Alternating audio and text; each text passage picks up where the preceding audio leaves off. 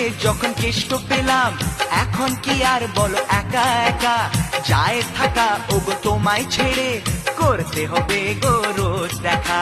তাই নাকি?